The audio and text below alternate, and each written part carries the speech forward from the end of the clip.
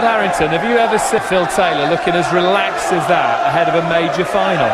I haven't, David. It's been like that all night. I mean, just before he's had his walk-on, he was messing about. He's having a little box with me just here, and before a major final like this, you know, he's incredible.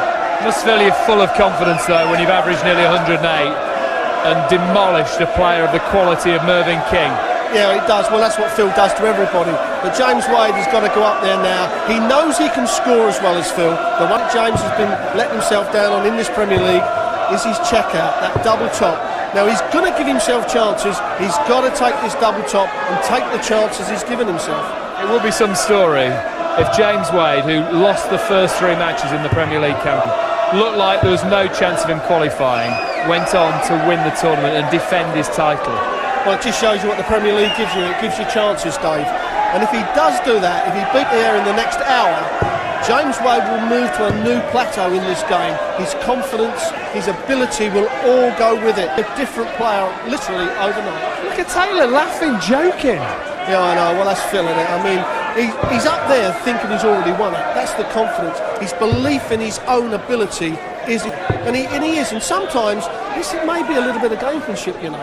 He may be saying to James, "Well, I'm all relaxed. How are you feeling?" You know. James may be looking at Phil, going, "What's going on here?" You know, just putting him off guard a little bit because Phil's very good at it. Phil Taylor to go an entire season in the Premier League unbeaten would be, again, another little bit of history for him. Well, another target that Phil set himself. He always sets himself targets, realistic targets, because of his ability. And, well, we're going to find out in the next hour. Throwing for the ball to get things underway. Yeah, well, 25, that'll have to be retrieved. Phil, wouldn't surprise me if you don't put that straight in the red bit. He wants to throw first, he wants to win everything. They have to retrieve the dart every time, it don't matter where it goes, even if it goes outside of that 25, the dart is retrieved. And now it's Phil. He's got his business head on now, you can see. Yeah, he ain't smiling now, Dave, is he? A little box with James up there now. 25. You can see the grimace on his face, not hitting the bullseye.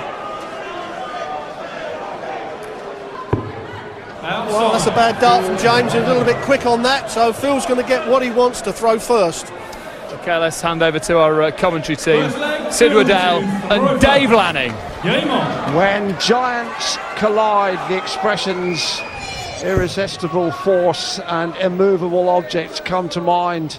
But to continue the musical theme, if Phil Taylor is to be contained, then this man, James Wade, will have to accentuate the positive, because Taylor has been at his most omnipotent. So Dave Lanning starts to super omnipotent. Our guest commentator, I'm sure Stephen Fry would like. We asked him for a stage character to match this man. He said, Othello. But we think he's a colossus who had bestrode the world of darts.